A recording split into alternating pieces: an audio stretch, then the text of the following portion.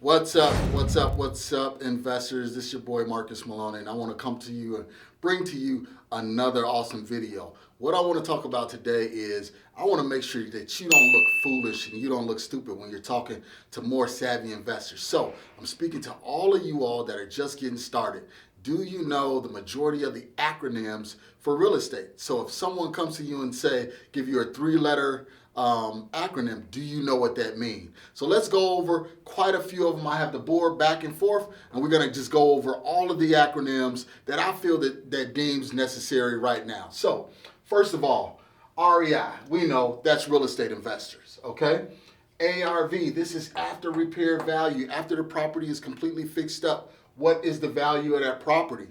Then we have JV, joint venture. Sorry, this should be joint venture.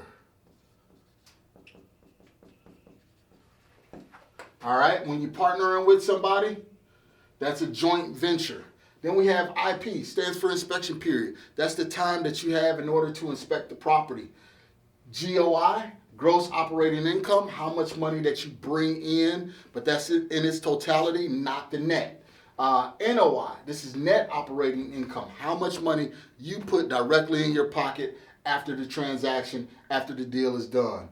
LTV, loan to value. So this is more so when you're talking to bankers, lenders, hard money lenders, private lenders. What's the loan to value? PI, TI.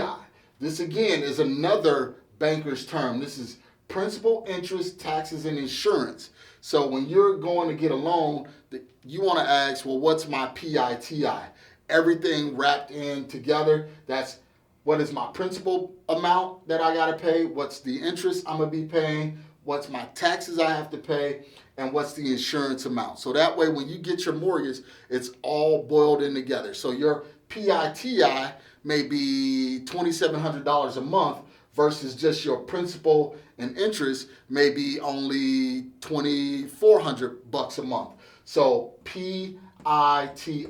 Then you have LOI. This is letter of intent. So when you're going to buy a property, you're going to send that letter of intent to the seller and say, I am interested in your property and this is what we can offer you. Then we have PC. This is the basics. Purchase contract. No need to explain that, right? And then we have EMD.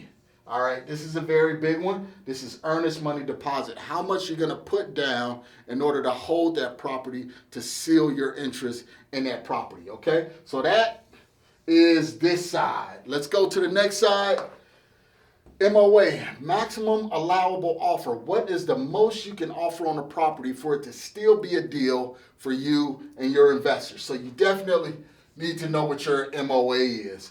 MLS, that's the multiple listing service. So that's where realtors go in order to list properties for sale and things of that nature.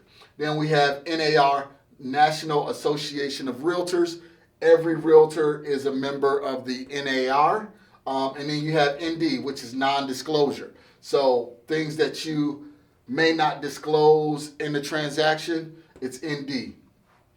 SS, settlement statement, or that is considered the HUD. So after you purchase a property or while you're in the transaction of purchasing the property, the attorney or the title company will send you an estimated settlement statement. It will show all the fees for the buyer, all the fees for the seller, and then what that balance is at the bottom, okay? So that's settlement statement.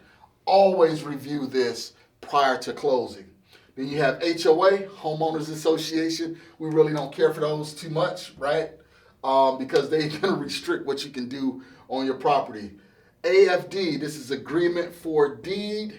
Then we have APR, annual percentage rate. So what is my annual percentage rate on a property?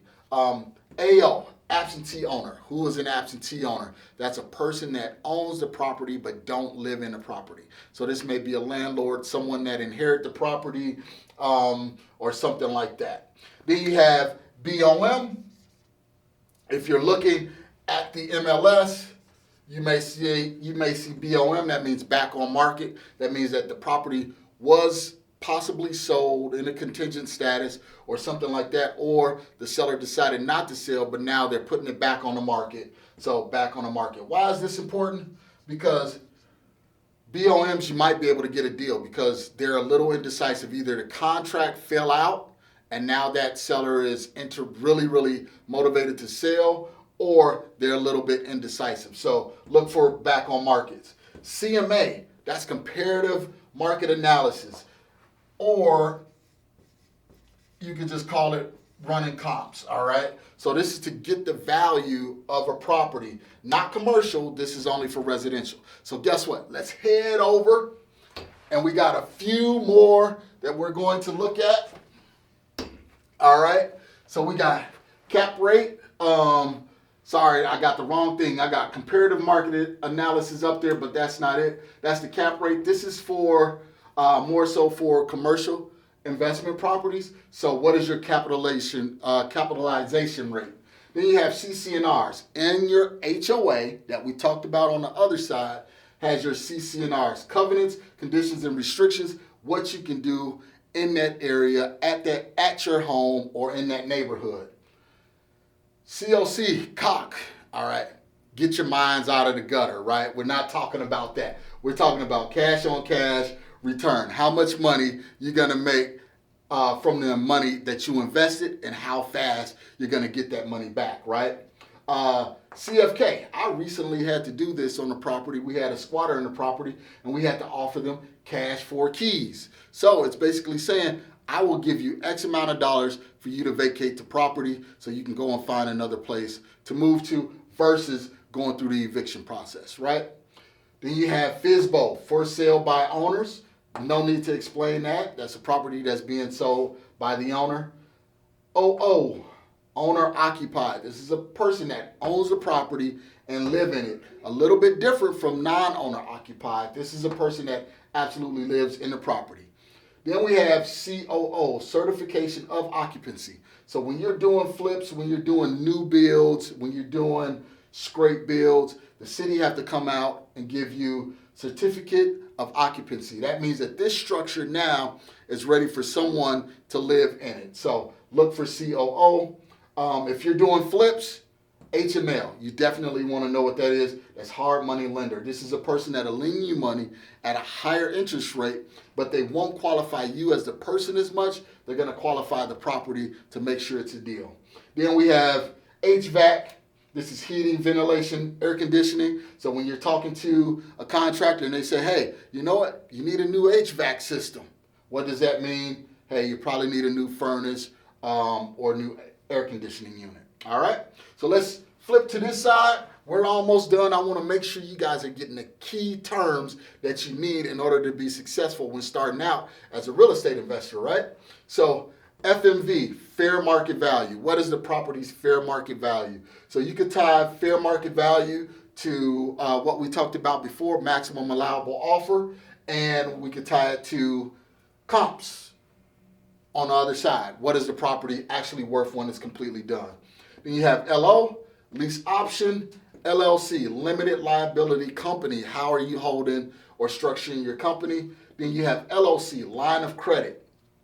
Again, this is a lender term, and HELOC is a lender term also. So, hey, I want to get a line of credit so I can go and purchase a property, or so I could do a rehab on a property.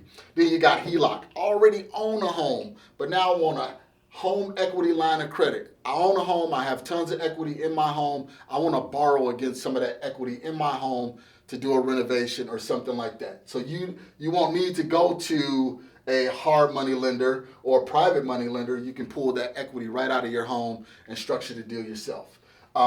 For those of you all that are more so wholesaling or in the arena of looking for off-market deals, you got NOD, notice of default. So these are homeowners that are in default on their mortgage. They may be behind or the bank is after them. So that's notice of default. Those are definitely high motivated sellers. Then you have NOO. Remember, over here we had owner occupied. Now we have non-owner occupied. Again, similar or same thing as absentee owner. A person that own a property but don't live in a property. And then a major one here, private money lender.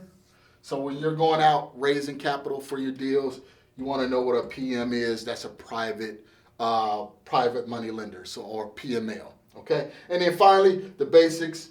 SFR. What is an SFR? It's a single family residence. So I wanted to go over these few acronyms because you got to know the basics when you're getting started as a real estate investor, so you won't look foolish when you're coming up to a lender or you're coming up to a private money lender and they ask you or they talk about some of these acronyms and say, hey, what's your LLC? And you're like, huh? I don't know. What is that? Well, now you know. So it's Marcus Maloney signing off. Remember, you can always go to AZREI, AZREI.org and get more information about what we have to offer. Again, see you next time.